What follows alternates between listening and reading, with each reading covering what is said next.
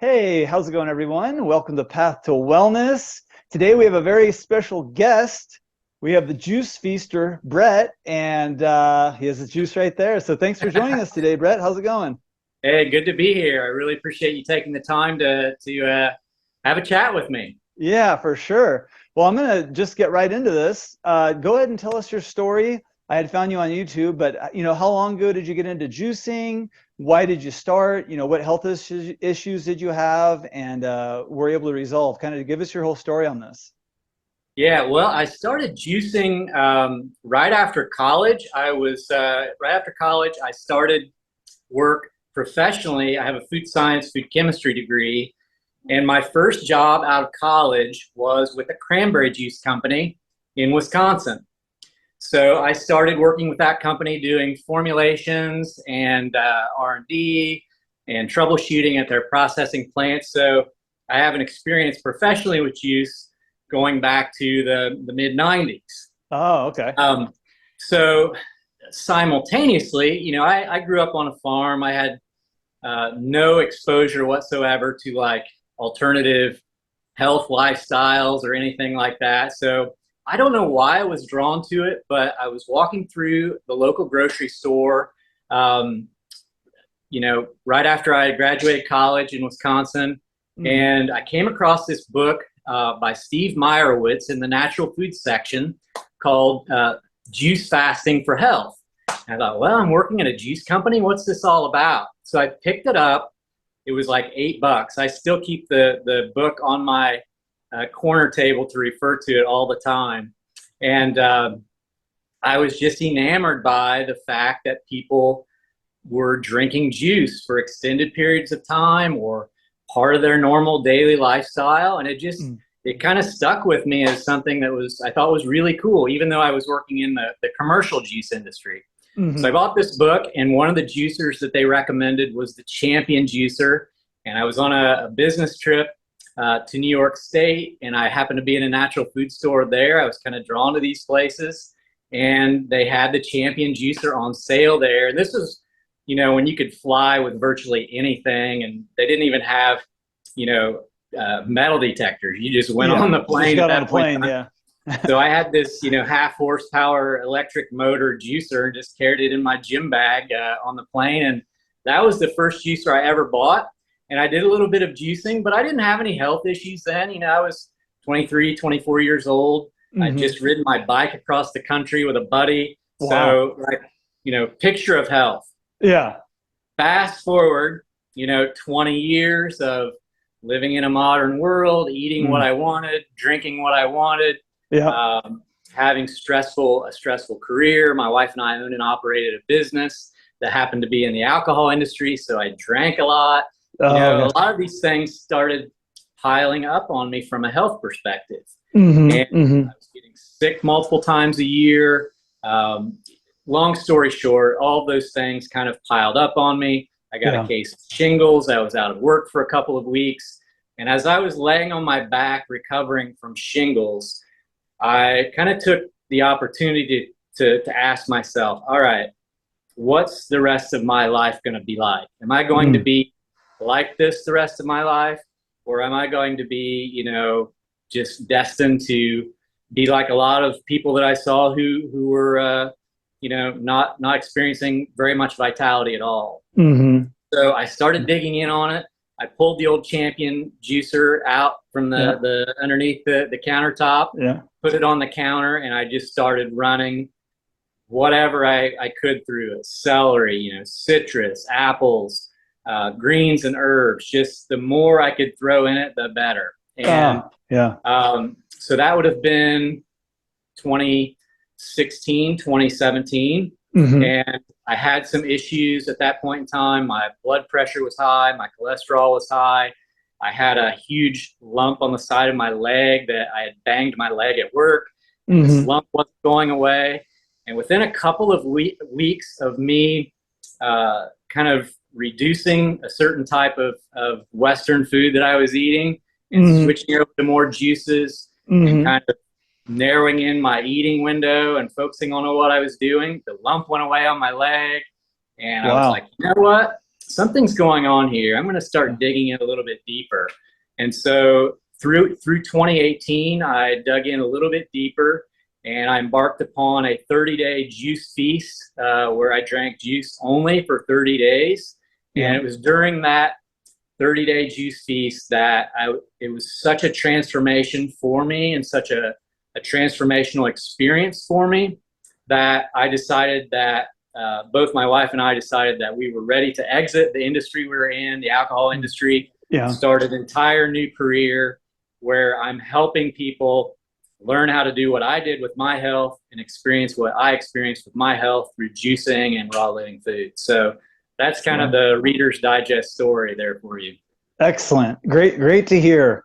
So when you said you initially started juicing and then you did the 30-day juice, have you ever eliminated like any old waste matter and stuff when you're juicing, or?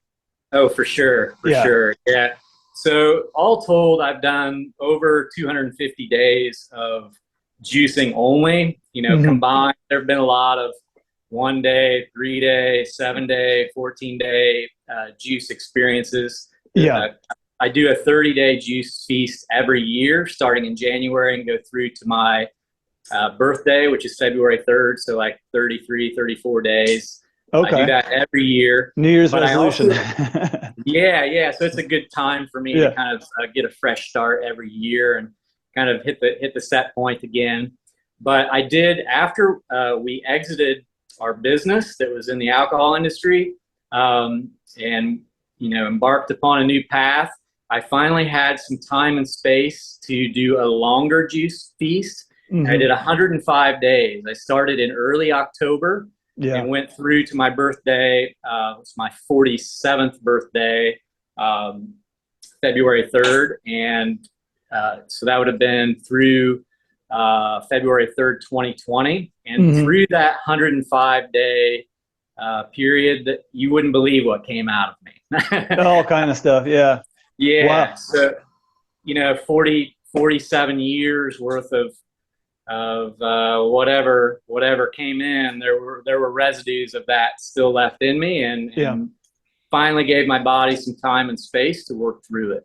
Nice. Now you had mentioned before, you're getting sick a few times a year, like the health issues. Since you kind of changed your lifestyle, you high blood pressure, high cholesterol. How's that all been now? It's all gone. It's all gone. It's all gone. When I do a Western medicine physical every year, annual physical every year. And my doctor, my last year's visit, she said, "Brad, I don't know what you're doing, but just keep doing it." She's like, "Your numbers are perfect. Your health and your numbers are that of better than my 20-year-old patients. So just keep doing what you're doing. I don't know what you're doing." But did you ever tell the doctor, like, "Oh, I'm juicing and eating raw and stuff," or did they like, "Oh, I don't want to hear it"? Or "Oh, okay, yeah." I do drop some hints sometimes and catch her interest, but usually she's not. They're super busy, They gotta get the patients through. Yeah. I have had one doctor. I actually, when in my last job, the business that we owned, it was a very physical job that I had. I did a lot of tank cleaning, and it was actually a winery. My wife and I owned and operated a winery. So, nice. Okay. So a lot of physical work in production. I handled the production and manufacturing, and I was leaning over a tank and actually created a herniated umbilical cord, a belly button hernia. Wow. So I had that operated on, and so they basically, fixed that, put some wire mesh in there and some window screen wire in there and fix it up. But that particular doctor, when I was actually wearing a Canada Fruit Fest t-shirt one day, I went in for an appointment, and he's like, what's the deal with your shirt, Brett? So I started talking about it, and he's like, "I think there's a lot of merit to what you're doing that a lot of people could really benefit from." And in his line of work, he was working with, it's a gastroenterological type physician. So he's working with bariatric surgery patients, internal medicine type patients. And he's like, "I think there's a lot of merit to what you're doing that could benefit a lot of people." And I think he's right. Yeah, for sure, for sure. Now, when you kind of changed your lifestyle and got into the juicing and all this, was your family supportive? Like, did they do it with you, or were they just like, we're doing our own thing, or how did that go? They thought I was freaking crazy, first of all, but supportive, a little skeptical about Yeah, it, concerned. There's a lot of information or misinformation, yeah, if you will, about the benefits or the detriments of doing things like juice fast or juice feasts. And I think, yeah. um, you know, if our current system is working as well as I thought as it should be, Hmm. we wouldn't have so many hundreds of thousands of people dying from cardiovascular disease a year, or Yeah, type 2 diabetes, or any of these maladies that are plaguing Western society. I don't if our current lifestyles were awesome, I think people would be in a lot better shape than we are. So yeah, that's usually what I like to talk to people about if they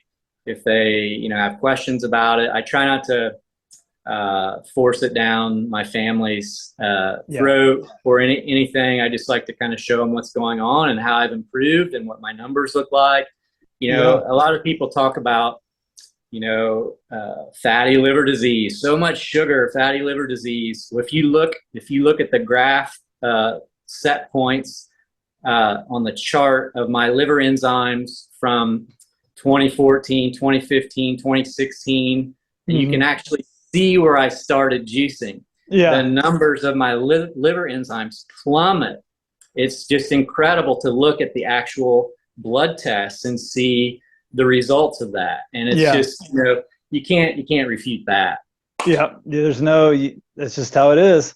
Yeah. Nice. Now, who's inspired anyone inspire you along the way as far as other people like on social media, YouTube or anything, or is it mainly that book you read or what kind of? For sure, for sure. That gentleman, Steve Meyerowitz, Sprout Man, as he was called, he since passed away. He actually died tragically in a car accident. But Oh man.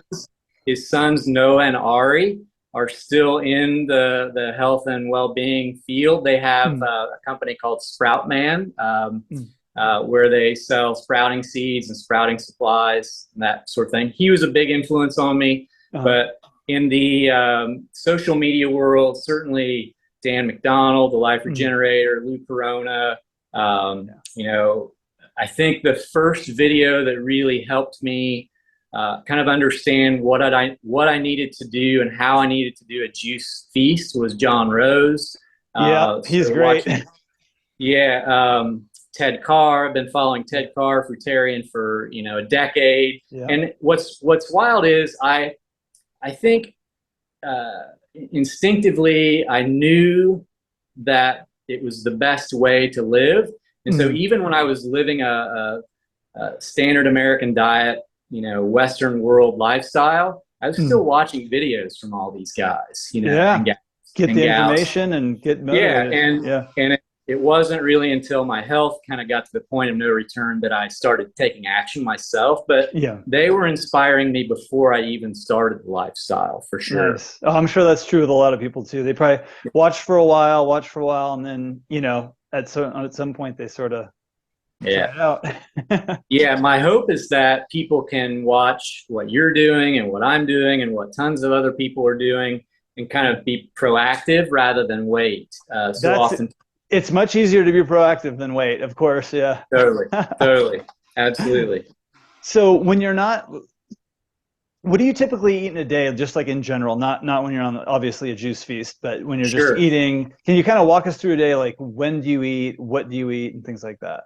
Yeah, I like to try and keep my eating window fairly short. Hmm. Me too. Yeah. So yeah, I generally 11 a.m. or noon is when I'm taking on my Mm, first calories. I like to have water or herbal tea in the morning. Generally mm, speaking, I like to work out in the morning. I like to ride my bike or run or do calisthenics and things in the nice. morning. Yeah. And I like to do that on an empty stomach. It seems like Yep. I feel best when I'm doing that on an empty stomach. And then I usually feel really good about 11 or noon. 11 to 1 is kind of the range where I start. I Yeah, like yeah. to wrap it up certainly by like this time of the day. It's 5 o'clock here. Hmm. I like to be done no later than 6 or 7. I like to wrap things up by. Um, Yeah. Generally speaking, I like to have juice first thing in the morning, Okay. 16 to 32 ounces generally. It can be a green juice or a fruit juice, kind of depending upon what I've got on hand and what I'm juicing. Uh-huh. Um, then I like to have just fruit, mainly fruit, and then in the early evening or late afternoon, a nice big salad. And that's Nice. what I like to do. I'm not 100% raw. I'm 90, 95%. The That's pretty occasional, high. yeah, Yeah. occasional cooked food meal does work its way into my life, but Yeah. the bulk of what I eat is indeed indeed raw. That's when I feel my Nice. best too. Nice. Yeah. You and I have a similar eating window and a lot of similarities there. I think I eat a little more cooked food than you, but I'm trying to work my way more and more on the raw side. So Cool. that's cool. Now, what about supplements? Do you take any supplements or not really? I take B12 once a week. It's a sublingual, Mm. like 500 micrograms, I think. I take vitamin D. One of the things that I found is that in my blood testing, I get a fair amount of sun exposure down here, but Mm. since I came from Indiana, I was always pretty, not low, but borderline low in vitamin D. So I take Uh, a D3 K2. Um, Occasionally, I'll take some shilajit or some marine phytoplankton or spirulina or mhm. daily green boost. Put that in, I like the Daily Green Boost in my smoothie. Yeah. Yeah. yeah, for sure. So I like to add that to juice or smoothies, Yeah. or sprinkle it on, like banana and ice cream or something like that. For sure. Um, Other than that, I don't really take any supplements. I like to Okay. keep it Yeah. pretty. I like to Pretty keep it pretty simple. basic. Yeah. Yeah. Yeah. Yeah. Now I was going to ask you about exercise, and you kind of went over that. It sounds like you do biking, Yeah. calisthenics, things like that. Now, what about on a juice feast? Do you exercise when you're on a when you're on that juice feast or not? Yeah, that's a great question. I generally do, but I keep the intensity level a little bit lower, like Hmm. half to 2/3. I Okay. try Yeah. and I kind of look at the juice feast as an opportunity to kind of regenerate and restore and give the body a rest, if you Hmm. will. I mean, the body's not really resting per se, but it's a little bit less strenuous on it, allows the body to have a little more time and space to do what I want it to do during that time. Yeah. I certainly like to move. I think that's great for the lymphatic system. For And I think sure. Yeah. fresh air and sunshine, I like to get outside and do that as much as I can.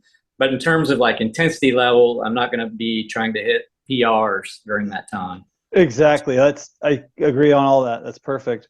What are your favorite juicers as far as like the brands that you use and things like that? Can you tell us like what's your favorite one maybe?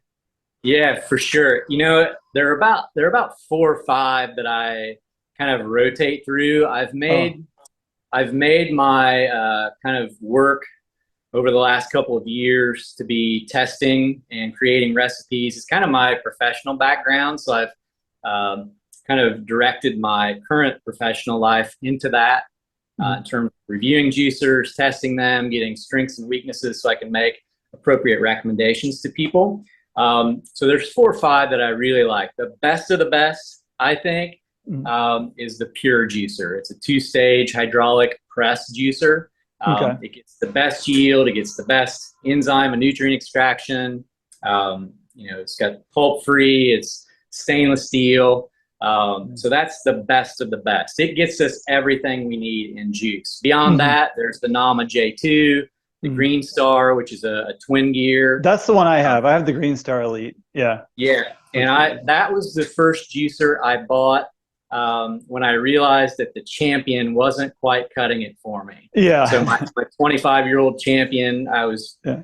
running as much as I could through it, and it just wasn't, Cutting performing it. as well as I wanted it to. So I bought a Green Star, and when I got that Green Star was really when my health um, catapulted from juicing for sure. Nice. Nice. Yeah, We're so I gonna like the Green Star, yeah. Nama. Kuving's Revo 830 is a really great one, new one on the market. Okay. Sauna 727. Some people like to use it because they can make like black seed oil or flax seed oil or hemp seed Oh, oil with it. It has an attachment. oh, So I see. Okay. Okay. those are some picks. Yeah. And I'm going to link all of your, all your channel, your YouTube, your Instagram, all your contact and stuff in the description Cool. box. So everyone make sure you go check out the Juice Feaster, follow him, for great, information. So, let's see here. Can you give us a couple of your favorite recipes? Like what's one or two of them that you really like? What are Yeah, some of your favorite so the one I'm having right now, I really like. It's apple, orange, dandelion, parsley, celery, and lemon. Wow, I like So the orange in there. That sounds good. yeah, I used to just only add like apples to a green juice, but I found adding some citrus in there really kind of changes the acidity level and the tartness, kind of Mhm. balances out the flavor. Adding some lemon in there helps with that too. And I also like to add lemon in a recipe like this with the peel on. Get some Yep. nice aromatics and some essential oils in there, which is really fun. Nice. Yeah. Okay. Yeah. I sometimes do the lemon ginger blast and I just leave the peel on that thing. But The way to I do don't do the it. jalapeno. Do you do the jalapeno or the hot pepper? I don't do that in there. Sometimes I in the winter when I lived in Indiana, I did it more than I do now. I don't feel Oh, like helps warm you yeah, up, I guess. Yeah. yeah, I don't feel as called to do that down here. I probably should add it more. I think it's really good for the circulatory system for sure. Okay. Yeah. I was never sure on that, so I never did. But now when you're doing a juice feast, how much are you drinking? Like how many liters per day, or kind of tell us about that? Yeah, it's more for me calories than quantity. Okay. Um, Yeah. One of the things that I failed on early on when I attempted juice fasts was that I never consumed enough calories. So maybe I think that's common. Yeah. yeah, maybe 2010, 2011, I attempted, this was probably when my health started to speak to me and give me some signals. hmm And I attempted a few weekend cleanses, and I would start Friday night, I'd get through Saturday and maybe Saturday evening.